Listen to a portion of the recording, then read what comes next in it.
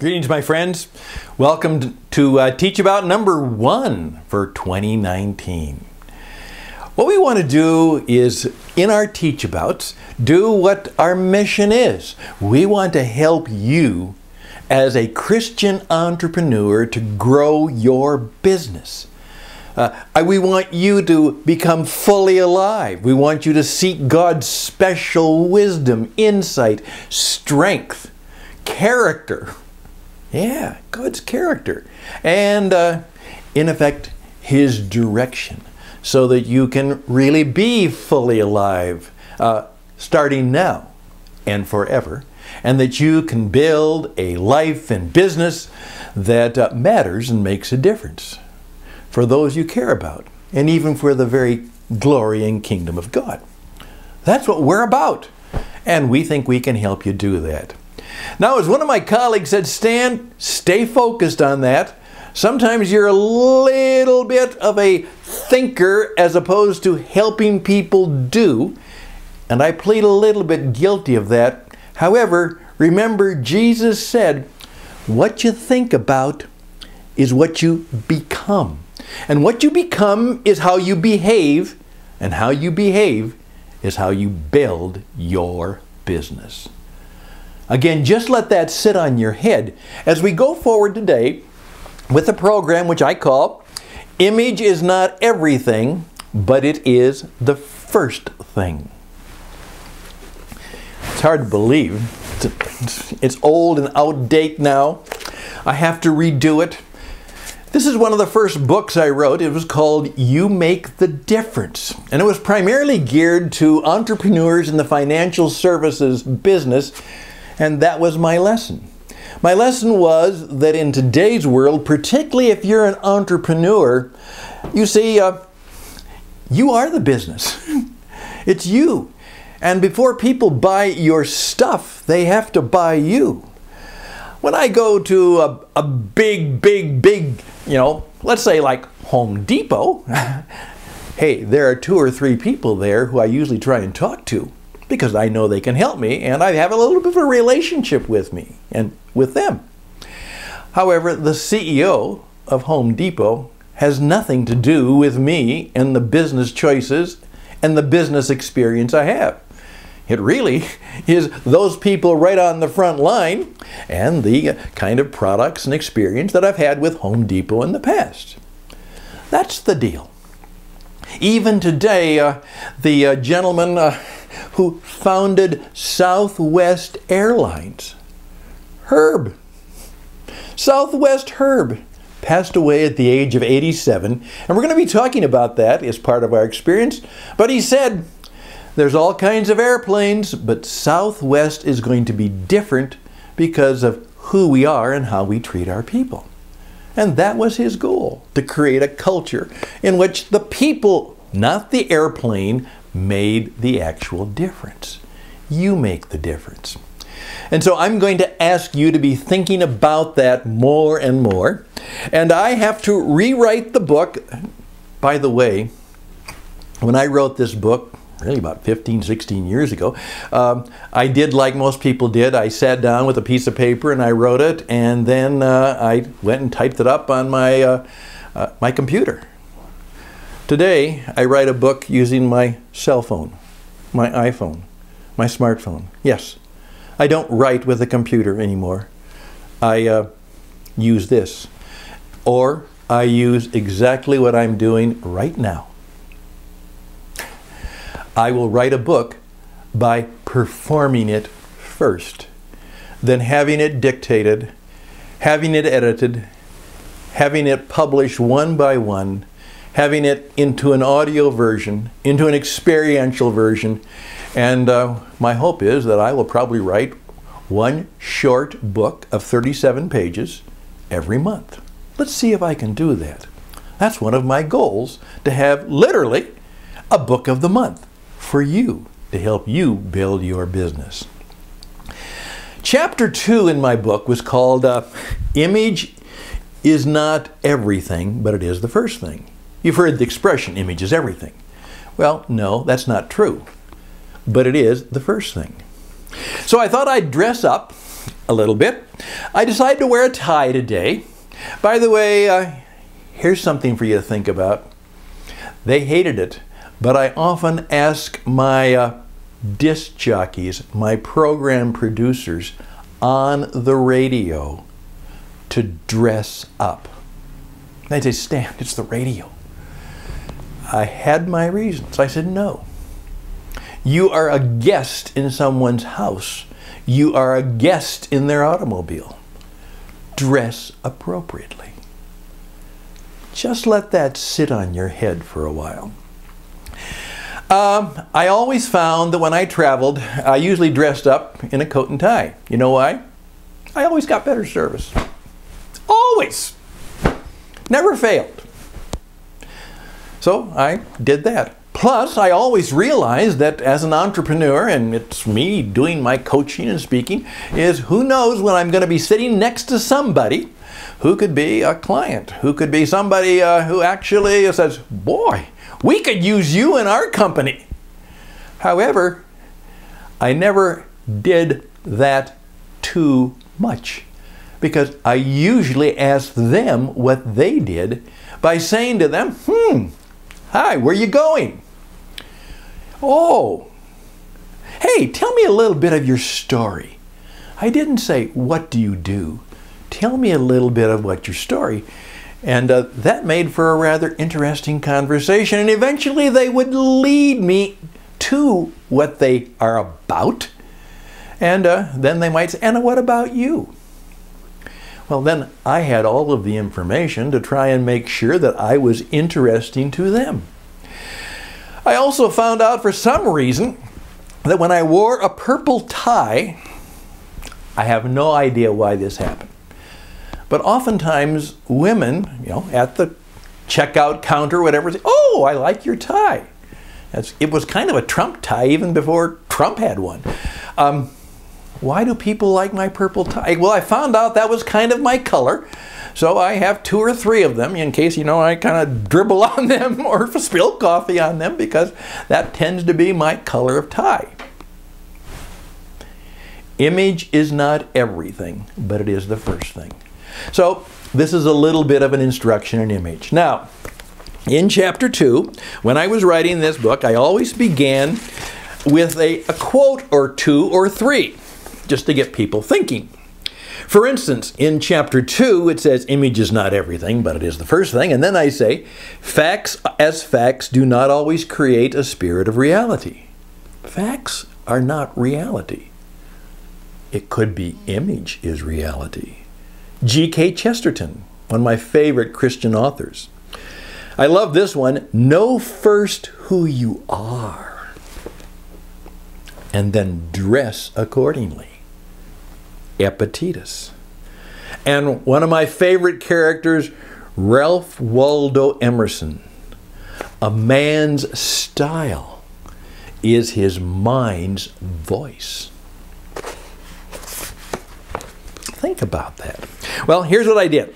I went on and I talked about why image was important, and then I had 10 ways to start inexpensively. Okay?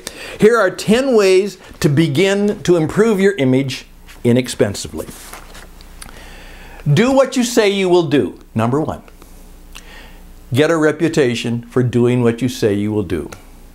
I have a very nice friend, a man. He said after I had did a proposal in favor for him that he'd call me back just before Thanksgiving. And Thanksgiving came, Christmas came, New Year's came, he still hasn't called me. I wish he would do what he said he would do. I always try and do that. If I say I'm going to do that, I do it. What about you? Do you do what you say you're going to do? That's the first thing to improve your image. Be very present. I never take notes when I'm in a conversation. I'm fully present. I'm fully there. I oftentimes tell people, be fully there and no place else. You're not looking around, you're not texting, you're not working the room, you're not looking for how to hit on next. You're fully there. Do you know what it's like to be in the presence of a person who is fully present to you, who is treating you as if you were the most important person in the world? Ever had that experience? It's kind of awesome. Why don't you give it a try? Number 3, always say thank you. I cannot believe this. I know lots of, quote, very important people. There is one gentleman I've done a great deal, and he never says thank you. I can't figure it out. He just doesn't do it. And people notice. He's, not a bad man. He just never says thank you. And people notice. Apologize when you're wrong, and even when you're not. That doesn't mean you take the blame, but you know what? I'm sorry that happened. I didn't say I was to blame, because I may not be, but I'm sorry that happened. Whether it was a misunderstanding, and as I say, always use the F word. Forgive me. Please forgive me. I read an article the other day about the most important word that you can use in 2019. It was a big thing on LinkedIn, and it said the most important word you can use is imagine.